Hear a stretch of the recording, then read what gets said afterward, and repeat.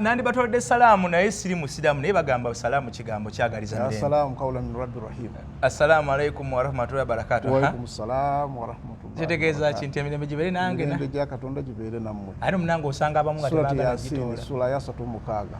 Katonda ga salaamu qawlan min rabbir rahim. Ekigambo ekirungi kiva eri Katonda wammwe. Kitegeeza nti bwe mba mulamusiganyisiza ne bannammwe ate muzeeyo ekiramuso ekisinga obulungi. Otyo. Era nti era okulabulwa kwenteeka ndabula nnyo baganda baffe bwe batwalira salaamu mulimu abatali basiraamu waliwo omuntu nga si musiraamu naye nga salaamu gy'atwala yagala kusinga naye musiraamu nga erimu negguna accent yaayo naye oli n'agamba nti waalaikum kafiiri waalaikum nnaari waalaikum jahannama nedda omuntu oyo okuggyako nga tudde salaamu nga provokinga akutte ekipa ya bbiya bw'agamba salaamu aleikum akutte omuzito gwa kyusi salaamu aleikum oyo toddamu naye agikwagaliza mu mirembe muddemu.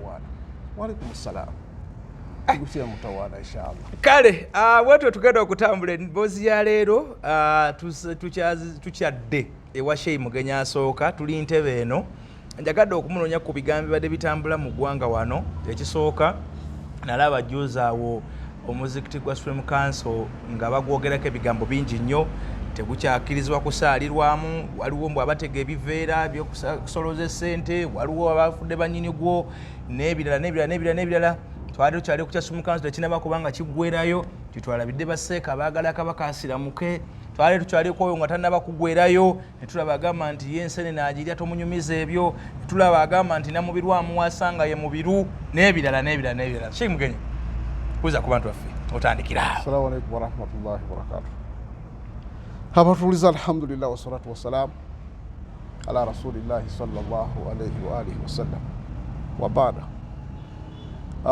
Twebasa Katonda abatambuza okubaja gyabajje ne mutuuka wano entebe eno y'entebe ndowooza obunyogovu bwayo mubulabye enguudo muzirabye n'amataala mwebale kukola nva mulaba ndowooza nga ali ku ntebe ogezaako bano Bayisima Lubego gisekeeterera Yayisima yawona atya olw'obusirikale yagamba mbuwe waabe bamu yali agoberera abasirikale natuukawoko mumanyisiba mu Lubega mukwano gwange nga we yawetera alinga piki yawa boda bwe yaweta enkyungwati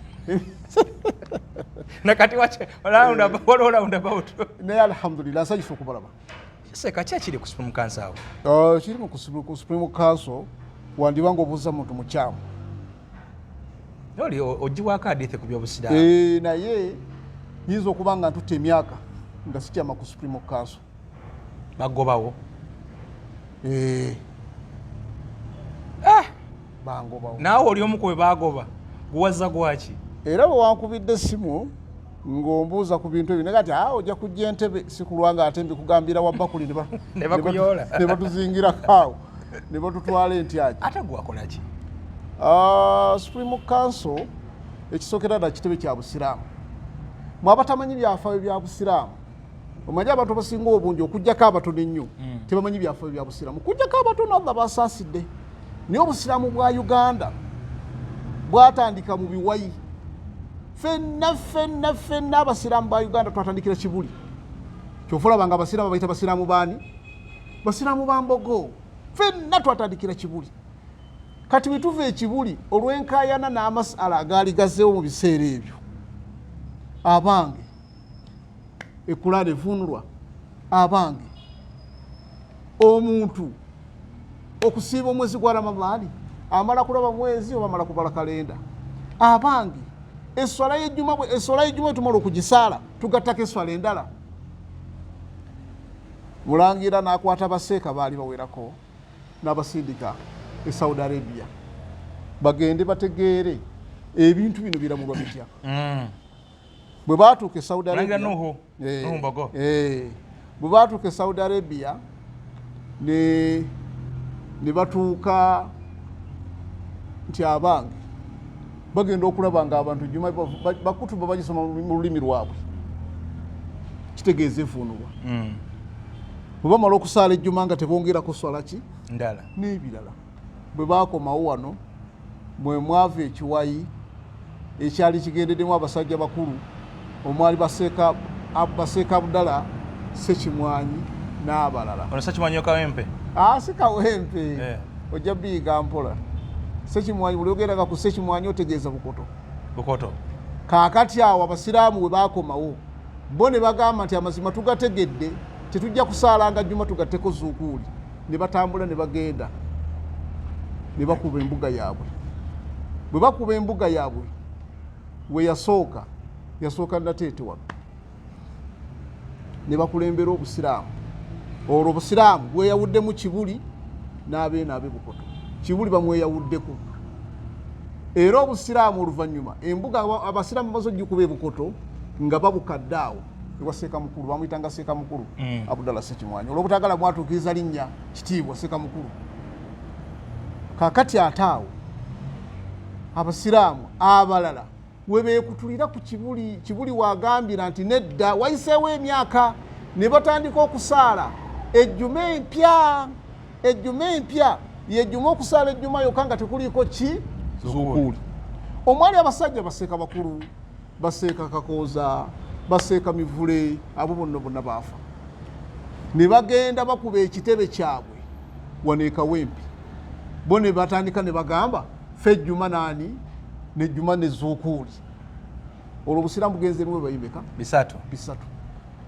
Kibuli origino, Bukoto Nateete ne zuukuuli. Kati Idi Amin Dada waafugidde obusiraamu wano nanga nti naye bino mbikooyi, bano bakola bino ne bano bakola bino, ate ndi musiraamu. N'alagira mwegatte mu busiraamu mwegatte, mumanyi directive ya president era kye baakola. Abasiraamu ne baddamu ne beegatta, ndowooza mu 7 awo 7 awo nga yakajja abasiraamu ne beegatta. Era sitole eyo olwokuba nti ebimu emyaka giyinza okuba nga tegibituuka naye bakitange nze nva mu nzija z'abasiraamu z'abamaseeka babyogedde ndaba nga ategeera. Ekiwayi ekikola Uganda Muslim Supreme Council bagende no Western Mwankole gye bava n'ekigambo kye baavaamu. Olwo sekuritale eyalinga muwandiisi omu ku bakulira olukiiko olwo nakati gyali ndi kutwala ne kumukulaga bamuyita Seeka Hassan Sebbunza Sologanyi ali Buwaataawo. Abasiraamu ne beegatta ne bakola ekiyitibwa Uganda Muslim Supreme Council. Naye nga bweyibadde meka kifuka ki ekitebe ng'ate kye ky'obuyisa mu ggwanga olwo ogambye original w'Ekibuli. Kakati administratively obukulembeze mu bukulembeze kuba gavumenti kiyateekawo ng'ekitongole nga bw'olaba abakristaayo balina Namirembe, abakatuliki balina luddawa Lubaga. Era bwe tuba twogera ku busozi wano mu Kampala abaludde mu kibuga, bw'oli bayogera ku busozi buna omanya ategeeza luddawa, ategeeza Namirembe, Kibuli, Kampala mukadde naani Lubaga. Obusiraamu bwe butyo bukola ki? Bwe bwegatta. Administratively Supreme Council bwetyo bwetondebwawo. Naye mu nnono Kibuli ye mukama waffe, obusiraamu bwa Uganda bwonna kubanga bwava mu mulangira, buva mu mulangira. Eddiini zonna musome ebyafaayo, eddiini zonna zituukira mu maka magundiivu. Tewaliwo ddiini etuukira mu muntu anaasenguka nkya. Nedda. Eddiini yonna etuukira mu maka makulu aganaategeeza abantu amagagga ag'obuvunaanyizibwa ate amalangira aganeewaayo n'okwewaayo. Kati byalimu n'okuwaayo ettaka, byalimu n'okuwaayo ki bwekito bwekiri n'abaana baabwe basiramuke. So Uganda Muslim Supreme Council etandika ekulembera abasiraamu. Okumanya ekulembera nkugambye era okoze bulungi n'onnoonyako. Jjajjange Sheikh Zaidi Mugenyi asooka ye yalayiza Mufuti Seeka Ibrahimu Saadi Luwemba. By then yali regional kazi owawa West Buganda. Sheikh Zaidi Mugenyi asooka jjajjange. Naye kati ne bw'ŋŋamba nti azuukidde ali ku Supreme Council sirinyewo kigere kyabwe. Ndi jjajja bamulabye ku Supreme Council. Akuyita mugamba nti Seeka nti tunaasinkana Bukoto ku kitebe oba tunaasinkana eŋŋanda ewaffe. Naye siyinza kulinnya ku Supreme Council. Nga wanyiga nnyo. Era endowooza awo waliwo mukwano gwange bamuyita Sheikh Salim Murad y'omu ku bayimaamu abakulu. Omulala yafudde Sekambogo ow'Ekiwanga Abdulkadiri oyo abanga kitange y'omu ku baakwatanga ensawo ya Seeka Zaidi Mugenyi asooka nga bagenda okusomesa. Era bw'oddayo abasajja abakulu basinga obungi bakimanyi ensomesa yonna gy'abadde asomesa nga yeya mukama we Seeka Mugenyi asooka. Naye owookusatu yafa Sheikh Anas Sessimba nja kunyumizaako emboozi za Sekanda Ssesimba lumu. Ssesimba niye yali ku Supreme Council amujjukira. Oyo naye kitange. Lwaki yasomera wa jjajjange Seeka Mugenyi asooka ate yasoma ne kitange. Naye nja kunyumiza emboozi ekirungi yangamba nti oginyumyanga nfudde. Oginyumyanga ng'akyali mulamu inshallah. Kaali kaama kamwe ka mu Lusaka. Kaali kaama kaffe n'inshallah ndika kunyumiza. Seka ebigenda maaso ku Supreme Council ng'omaze otugirayo yonna tutegedde. Kati bigenda maaso bitandikibwa bwani? Bani abakola ebintu ebyo? Ndowooza ne mufuti akimanyiiko.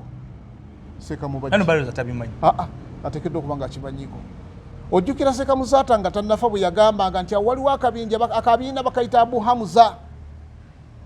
Akabiina bakayita Abu Hamza nga kakola ebikolobera awo ku bantu eby'amaanyi nnyo ku Supreme Council. Era neewuunya ebiseera ebyo bwe nalabye abantu abalenzi abato ng'ono agamba abankola kino bankola kino bankola kino bankola kino neetya mu mutima. Nze kati wayiseewo ndowooza emyaka ng'ena ku etaano najja ku Supreme Council nga of course nze mpagira ng'omusiraamu naye efirika yange obuwagizi bwange mpagira Kibuli Supreme Mufti. By then twalina Supreme Mufti Sheikh Sowedi Kayongo. Naye bwe najja okusaala Magalibi nali nvudde ku programu emu ku za radio nenzijja okusaala Magalibi. Bwe nzijja okusaala Magalibi ne nnyingira ku muzikiti nali nvuga piki ne nnyingira omuzikiti geeti y'omuzikiti ne ngenda ne nfuna wuzu ne ngenda ne nsaala. Bwe mmala okusaala Magalibi ne ntuula mu nsonda. Bwe ntuula mu nsonda ninde eswala y'ishaayi lwenaakola ki neneetuuka ngenda okuwulira ng'omuntu abantu babiri ku mulyango omu agamba munne nti yoyo wallahi thumma tallahi. Era nammwe abaali bakinkola kati singa programu ene n'abatuukako mujja kukitegeera. Omu ng'agamba munne nti bawakana yoyo koyo nti nedda si ye yoyo. Baali basanyusa nti bakulabyeko bali bakutegekedde kintu kyali kirungi. Era omutima gwankubirawo saatunulayo nnyo naye nga bawakana kati kitwale nti abatemu bateeza omuntu okumutemako omutwe. Omu agamba nti yoyo tema, omulala agamba si kyeki. Kubayo kyonyumya ne bano abaana ababaddewo ennaku zino badde bayogera nti naye waliwo era yawulira nga bagamba yoyo. Omu yaleka n'emmotoka ye munda nga afulumire ku bigere kuba baali balambye emmotoka. Nze nali ku pikipiki. Omu bagamba yoyo, omulala nedda nga bawakana. Saapakuka nga mnganya nti kati wano waliwo akabi. Olumuzikiti tusigademu abantu batono. By then waliwo ne imaamu oba kati akyaliwo. Imaamu yali mu Somaali nga alina ekimotoka kyavuga kikolona kikadde kibaawo ki UBE. Bwe mmala okusaala, in fact swala nagisaala naye nagisaala matomotomo eyaisha. Basalawo magama goti tebakuyola mu kanzu yo. Kaakati we na parking piki nga balabyewo. Walinga ku gate abapiki wa parkinga. Nenfuluma nafulumira muzikiti mu mulyango guli ogufuna wuzu.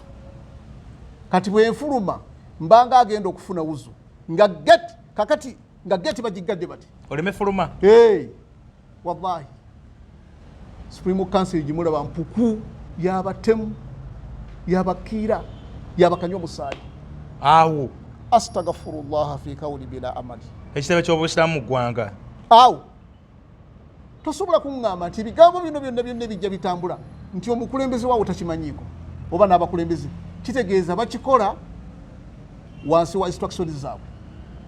Tavangayo kubako kyali ayogedde. Bwe nzijeyo piki bwenti nfuluma ku gate omusajja naggalawo n'agamba teeka wali. Astaghfirullah.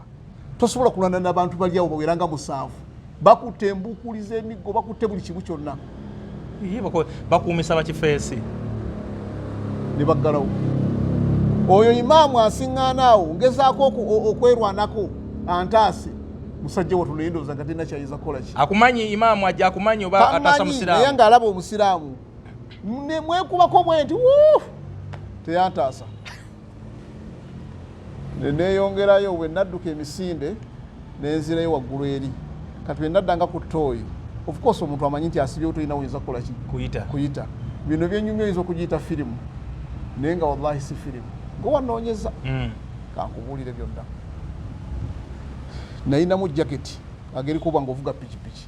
Nengikwata nengizinga bwenti. Nengikasuka ku waya bwenti.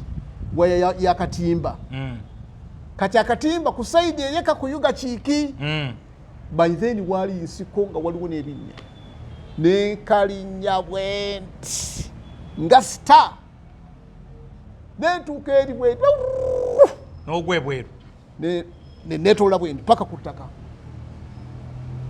kakati bwe nagwa ku ttaka ne saatambulirawo okujjako okweseetula obweseetuzi ne neseetula bwenti nembako wenyimirira we nasitama ne banoonya jjukira nga nze wano mbaleko mbakola ki mbawulira mbalaba ne banoonya omuzikiti gwonna wallahi nga tebandaba mpaka lwe nakka bwenti olaba wano ngewali baasi ng'okkirira ku ssomero lino eryagundi erya Kampala Parents awo wenyininyini ku ssaawa nga 6 ez'ekiro nenzija nengwa awo nga ku ssomero we nakwatira bodaboda piki eri munda piki eri munda kati ku bulamu ne piki otwaleko ki otwala bulamu of course piki okole bagula endala n'okutuusa leero nagibalekera piki yo baagibba abasajja abakuuma ku Supreme Council nagezaako okwesobola omukwano gwange bamuyita Haji Musa Bwembo bayitheni yabadde chairman wa Nakyewa agezeeko okubaako bayogera nabo njogeddeko ne Sekaana Sesimba tannaba kufa abasajja piki nga bagiridde esegeeza bano tebajjonkera bwojjonkeze mu muzikiti bwebiri bikolebwa nze gwe gwonnoonyeza nojja entebe naye nkugambye yenjogera true story wallahi ashoka mu biseera binaga waliyo bajjonkeddeko waliyo bayisizaamuko ku gaali mubaji twamukomerera twamukubanyawo nga amaze okubba ngabbye amaze okutunda gundi yesembabule limbo faamu yesembabule square mile amaze okugikola ki okugitunda yaliko bahajisa lukandondwa tumukuba nnyo ne tumukuba ku yemijeera awo nawonna nga tumukuba left and right ne bagamba kaba balindire wano awo nawonna kakati ndowooza ne bagamba nti ye ati bino byonna byenjogera Haji Kiyimba Abudu Kiyimba omu ku bamemba ba kanso naye kati wotwalidde Abudu Kiyimba ate Abudu Kiyimba ebiseera ebyo yalinga alina emmundu ng'alina pisto naye kati womutwalidde emisinde kumbe omukungu wa Supreme Council bamutwala nabugisi bufuugiza alabika agamba basajja abo tali kiddira kyakola kati kino nkubuulira kino onoonyeza leero nze olwaleero naye onoonya omusajja bamuyita Haji Elias Kisawuzi naye yali waawo Kisawuzi omumanyi enya ndiwulira Kisawuzi eyabadde omugezi w'essiga eddamuzi mumanyi bulungi naye onoonye Elias Kisawuzi bamukola ki omwogezi w'essiga eddamuzi waliwo omu ku bakozi ba redio yawo ng'abadde tanava Haji Abdallah Zakir Semakula mukwano gwa Haji Kisawuzi bwe bati bakumpi ba Luganda Kisawuzi ajja ku Supreme Council ng'ayagala Abdallah Zakir bamusibira ku gate ne bamukwata ne bamuteekaawo omukungu nabanyinja okuba nange ne bamuteekaawo nga balina amaanyi mangi abasajja oba ogamba nti stories zino tuba tukulimba noonya Haji Kisawuzi wekitiibwa omulamuzi Kisawuzi omubuuzi ekiri ku Supreme Council ayinza okusalirawo keberetalawuya nze nasemba oyingira awo nga mukwano gwange omugezi aji Mutumba akyaliwo fenna yalinga atuleeta yali musajja nnyo batusaba amusaasire yali musajja nnyo era kasaba mufulume Supreme Council nze ebyange byakomawo abantu abo bwe batyo Supreme Council ffe tugiyinamu omukono ng'abasiraamu kugambye jjajja wange y'omu ku baalayizi omu ku bamufuti abakulembera obusiraamu awo oginamu omukono gw'amaanyi tetwogera bino nti ng'abantu abavumirira ekitebe ky'obusiraamu nedda enkola ekolebwa si nnungi bw'abanga omukulembeze waawo agaanye okukitunulamu abakuumaddembe bakikola ki bakitunulemu tulaba waawo setugaana Kampala police eri awo gundi yonna gavumenti erina ebitongole eby'amaanyi anti-counter terrorism bonna bonna bakola ki kati abo abasajja ab'oku geeti be balwanira mu bajje babanga balwanira mu bajje balwanira kati buli yalema obulamu yenna mu nsi muno ali awo ku Supreme Council ate nanjagala kubuulira kino buli olaba buli muntu yenna gw'owulira ng'agamba nti nfiira wano sivaawo ku Supreme Council nkola bwe nti omukulu yagambye wallahi namwe mukimanyi emitima gyammwe ebitundu 7 ku 100 munoonya byanfuna temuli ku busiraamu waliwo emboozi etambula ey'abamasikini oba wagihuddeko? Baba Masikini sibamanyi naye Baba Masikini buli muzikiti bakola ki nti babatega mulimu waliwo n'emboozi ey'ebokisi za zaka ziri okuva ku geeti paka gy'osaalira. Ebyo sibimanyi naye biyinza okuba nga mbiraba naye nga nze siri victim w'ekyo. Ekyokubiri ndi muwalimu kati enkola y'obuwalimu ey'Abamaseeka ngimanyi.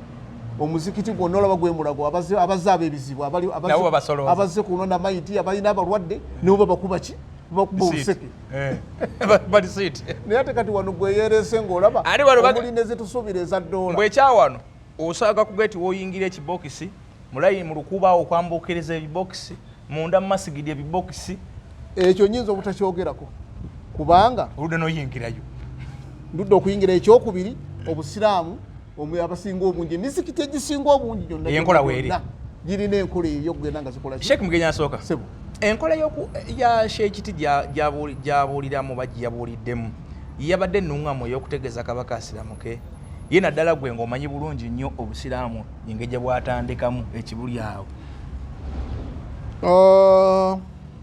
Sekakiti musomesa mulungi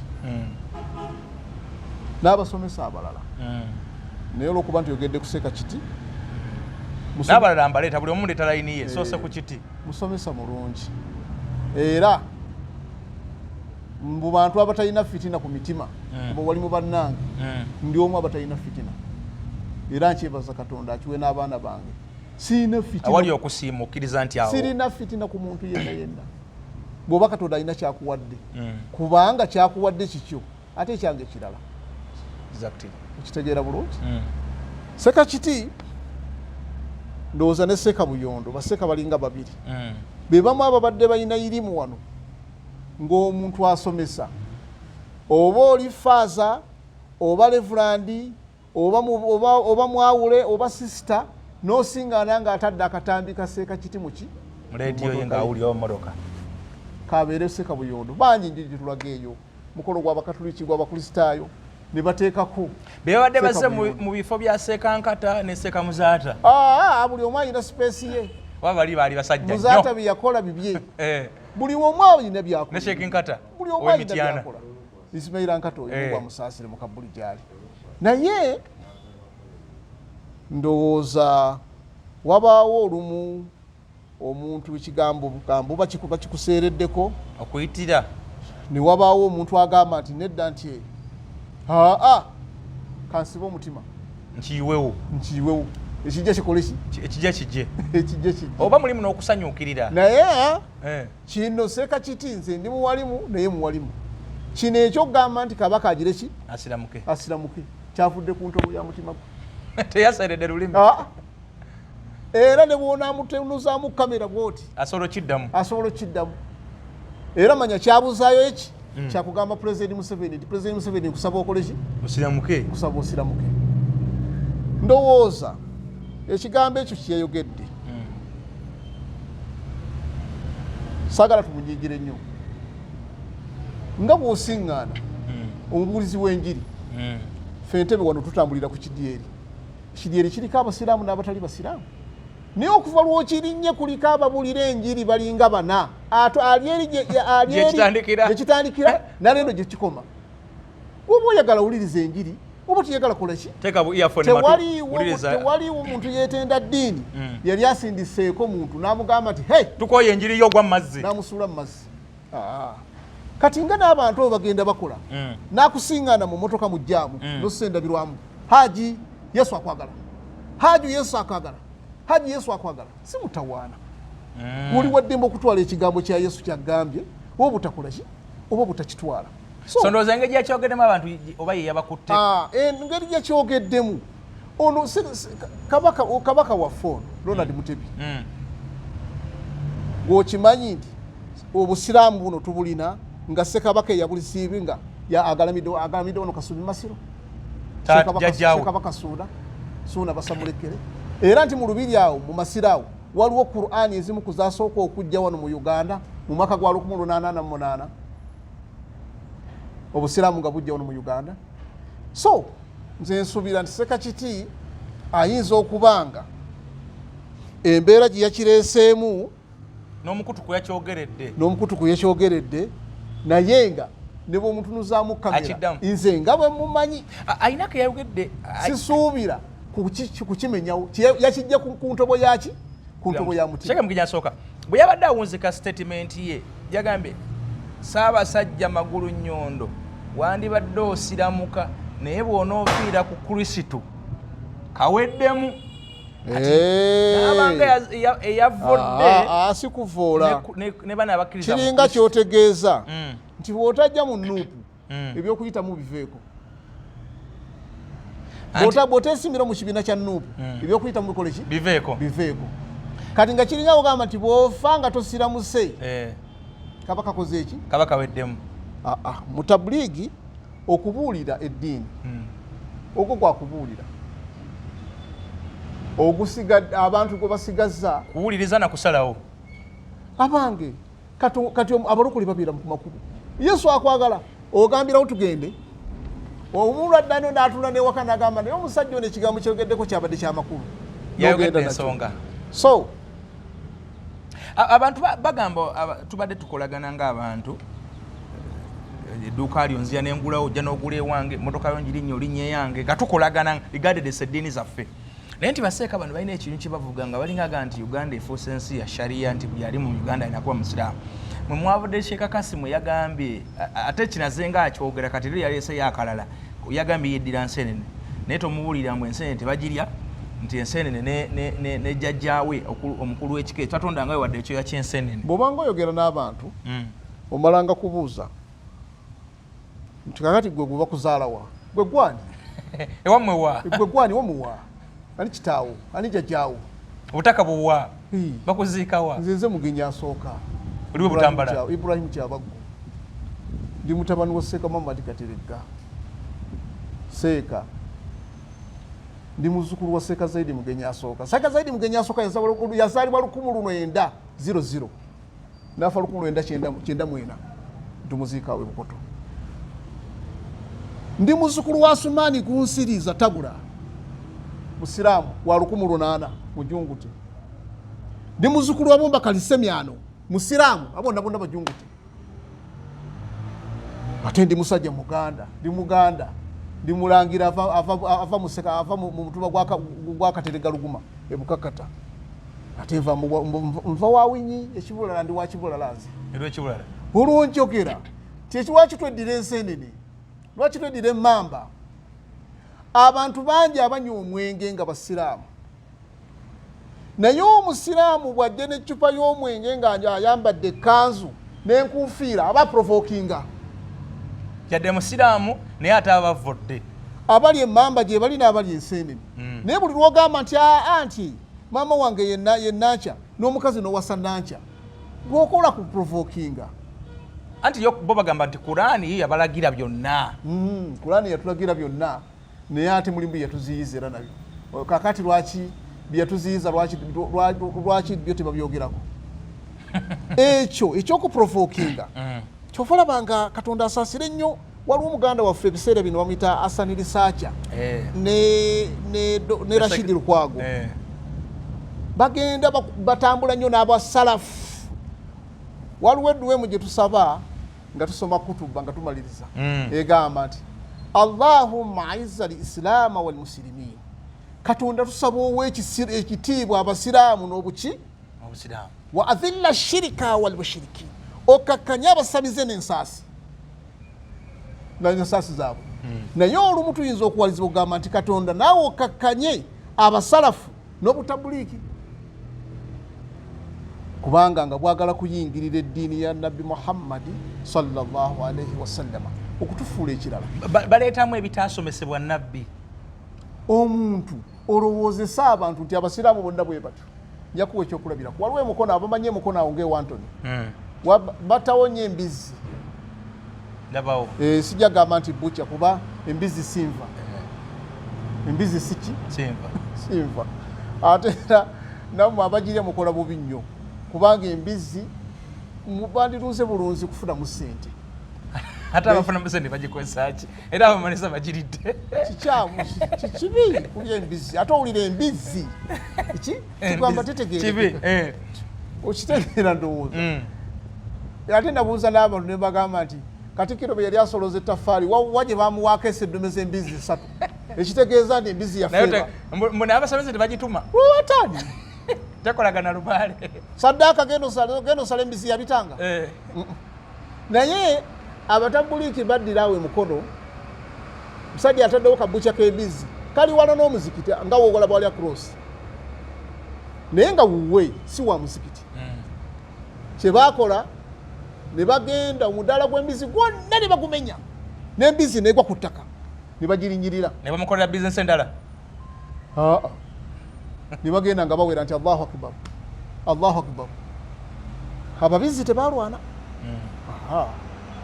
bwe basirika ne batereka waayitawo wishing emu ekiro kikeesa olwokutaano ekyasijjuma ekiro kikeesa olwokutaano ne baleeta embizi 3 nga bazisaze emu ne bagiteeka ku mulyango guno ogw'omuzikiti ne guli omulyango ne guno omulyango lwaki mutuuka kale batuuka ku lutalo lwakuwanyisiganya mwagenze ne mumenya omudaala guli n'atasobola veena kafaru bali mutankuulako bakyentalo neseeka ebigambo ebirungi mubirina lwaki mulese abavubuka bano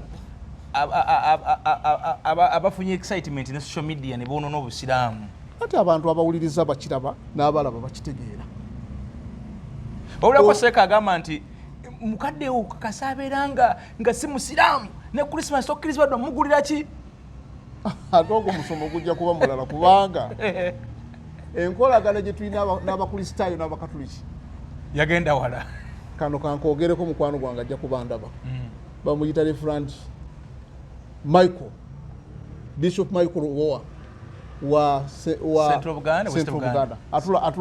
Atula Kasaka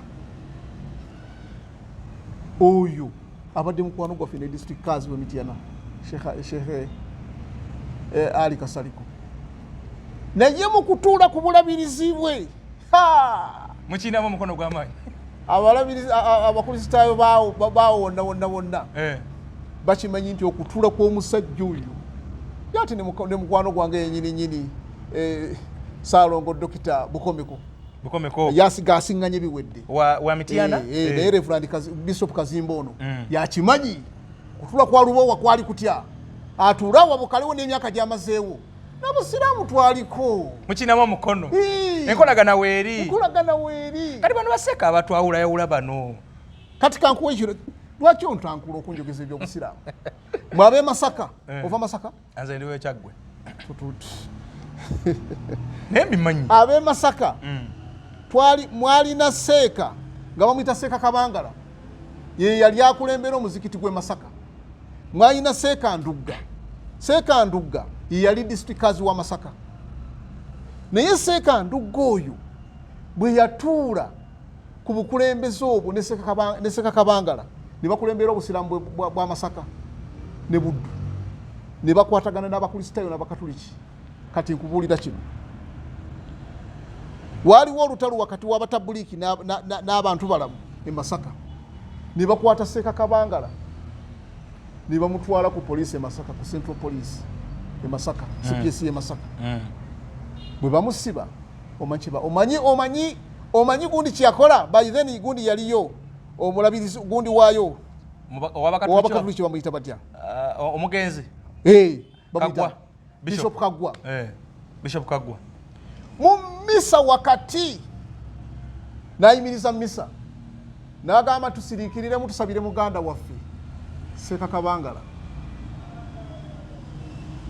tuyimirizemu tusabire muganda waffe ani Seeka Kabangala ne bayimiriza misa ne basirikira nga basabira Seeka Kabangala era misa bwe yaggwa ne beesitula n'amaganduula ng'abakulembeze bona ne bagenda ku CPS baavaayo ne Kabangala abakatuliki mumutegeera mutya abantu mmwe oba tebasoma byafaayo ono Seeka Ndugga bwe yafa era be baali bannannyini muntu tutuuse ekiseera nga Masaka luyinza obutayawula busiraamu na bukatuliki oba na bukristaayo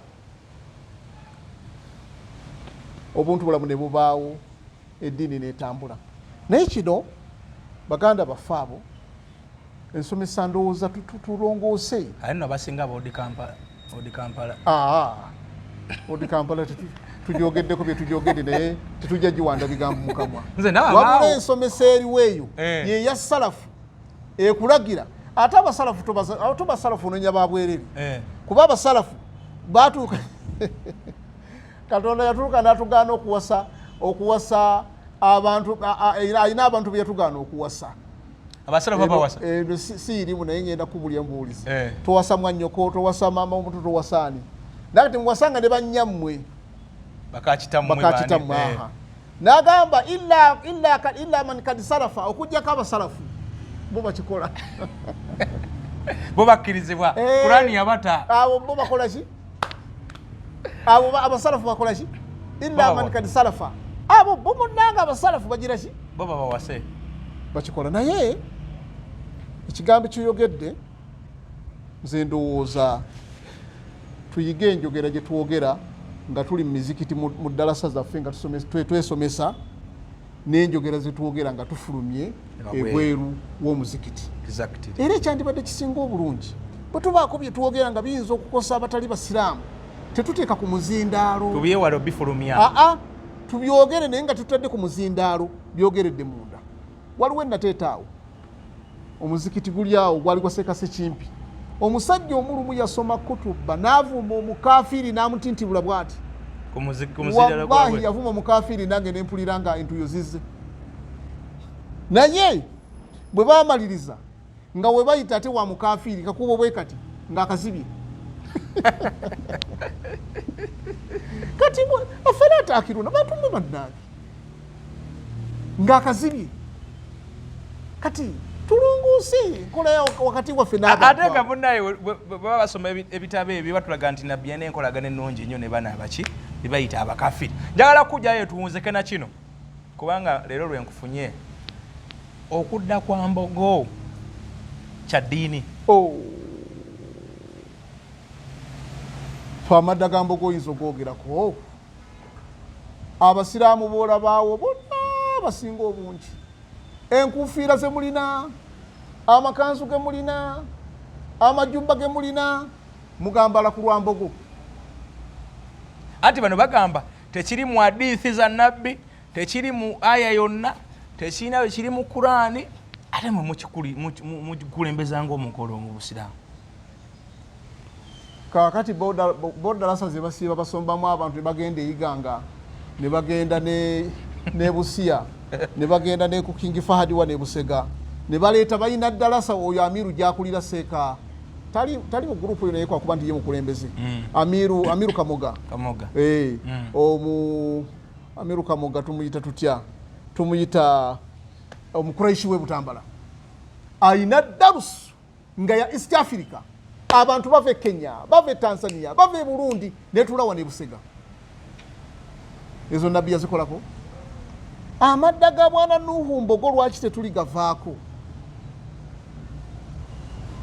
mwabakatuli kimulama genda mugongo naye ate waliwo okulamaga okukulu ennyo okw'Entebe wano tomanyiwo olumundu ndooza ndi kutwalawo ewa mapeera era mugamba amasi ne mapeera weebale aleeta ki eddiini empya mu 1878 mulimu n'okulaga makeerooma wano we wakulu wenjogerako owamapeera ekiramaze owamapeera mapeera wano we yatuukirira ng'aleeta ki eddiini bukatuliki mu Uganda Mbogo tugende wa Mbogo nga tujjukira Mbogo oba tebamanyi Mbogo bwe yakola Busiraamu kubaawo kati bwe buzibu obwo kyegambye ebyafaayo bizibu nnyo oba totegedde ebyafaayo n'otategeera ate ffe twebaza tukulidde mu nsi tuyinza okuba nga tetusomye kufuluma wabweru tetuli bakhaliki tetugenze Madina tetugenze Misiri naye nga kyetwasomako wano netufuna idaadi oba netufuna thanawu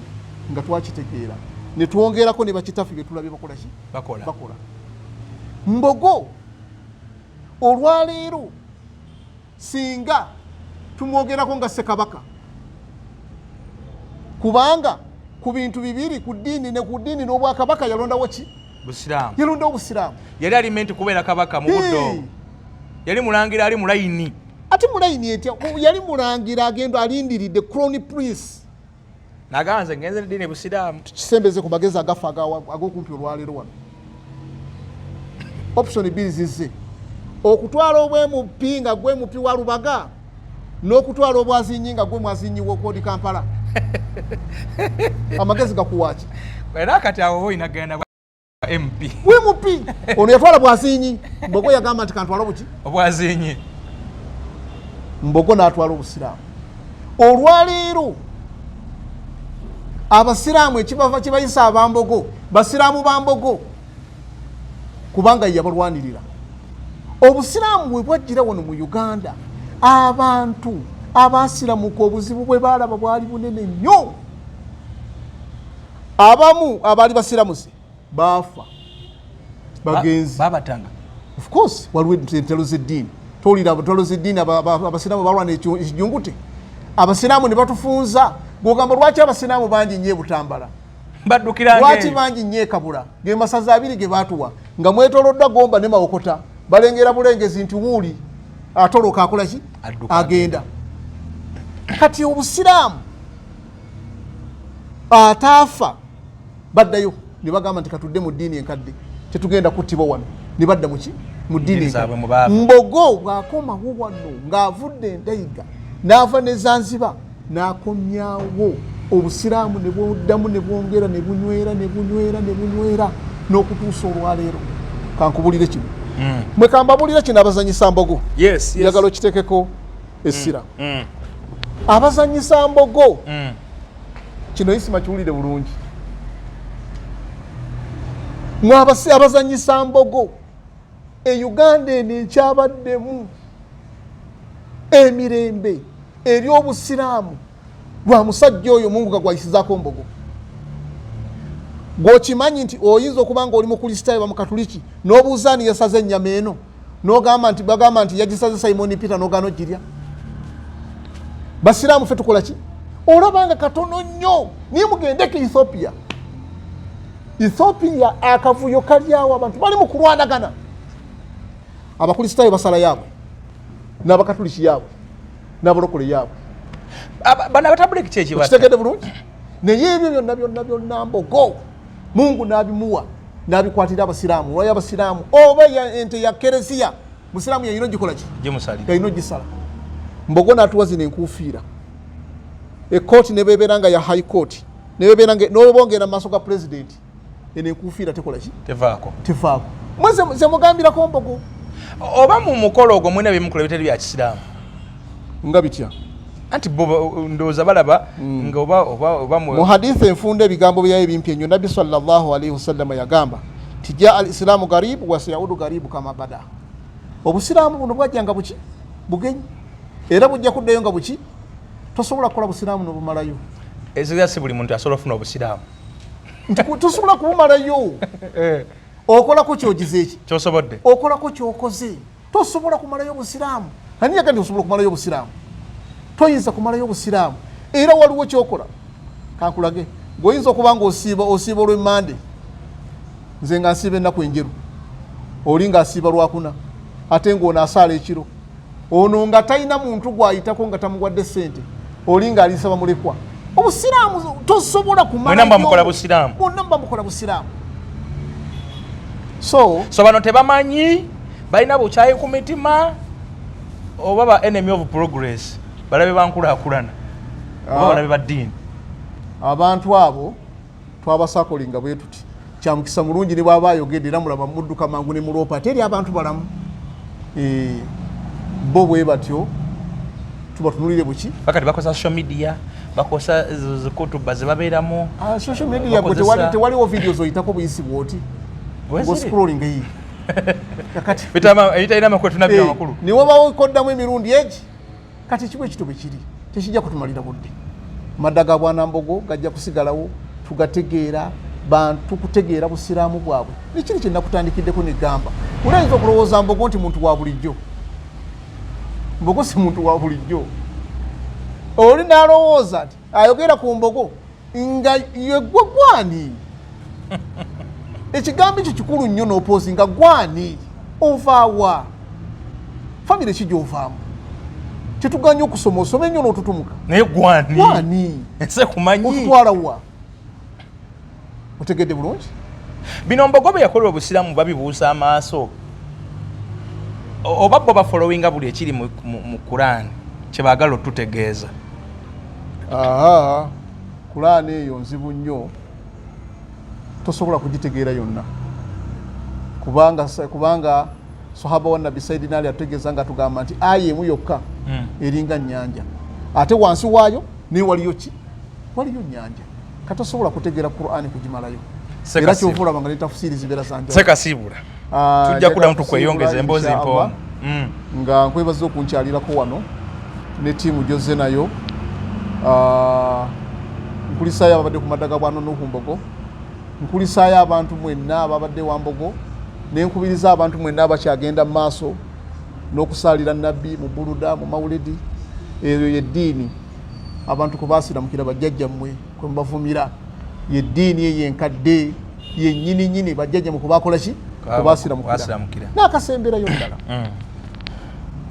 nkubiriza buli muwalimu yenna buli mundaddiiri yenna akwata omuzindaalo muleke kunaawula ntalo ku bantu batali basiraamu abantu aba fenga abamu tukolagana nabo bulungi njogera kino nina mukama wange disikazi w'Emityana Sheikh Ali Kasaliko nga tulina abaana nga 10 nga ne mu baana abo tulina abaana basaba Kristo abaana abo baali babiri kati omuntu amuweereza ali Taki yagenda kusoma yatugamba nti nze ndi saba Kristo sigenda kusiramuka ninkolegana ennungi gye nyina nammwe abaana baba nomba bawadde abaana babiri omwana kati ali Taki yinze kennyini nze namukwatako omwana ali Taki n'abalala bangi nnyo so mukole ekyo kijja kusingako okuvuma abantu empisa gy'onaayise obulungi abantu yegenda okubaleeta basiramuke ninga bano bennyini bemuvuma muwasiza abasenga abaabwe muwasiza bannyinaabwe kakati nalaba luli ajati ndisaba oba akatambya ku wakalaba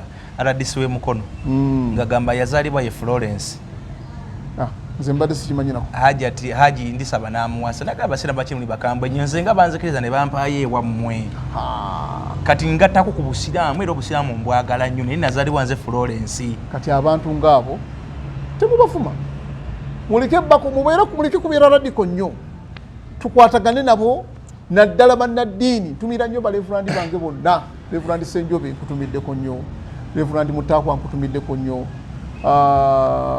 Levulandi nga mwera bajja kubula kalisenga nti otambula n'abalevulandi abo mikwano gyange ne bannakyogera naye nga abantu abo bwe tutambuza eddiini atambuza eri naawe n'otambuza eno ekitundu ne kibeera kya mirembe era abantu ne bajja ne basiramuka abantu ne bajja ne beeyongera ku umma lwankolagana nnungi gye mukola ki gye muteekawo mbeebaziza okumpuliriza mukama wange Bishop Kazimba Mugalundudde okulaba naye inshallah kansubire nti nja kunoonyaako muganda wange Bishop Bukomeko oyo wange yafa Ntebe wano senti baakawo yafa ate n'agenda Emityana mbagala nnyo mwenna ne baseeka mwenna abasomesa eddiini ya Katonda nga mugattako bugasi wabula nga temwawulako bwawuzi wa sallallahu ala sayidina Muhammad wa ala alihi wa ashabihi wa sallim fassalamu alaikum wa rahmatullahi wa barakatuh. Okay, oye Sheikh Mugenyi asooka gwe tutambudde naye olunaku olwali tujja kwongera okumuddamu mukyalira emboozi ye nkambe nnyo alina emboozi yatatunyumiza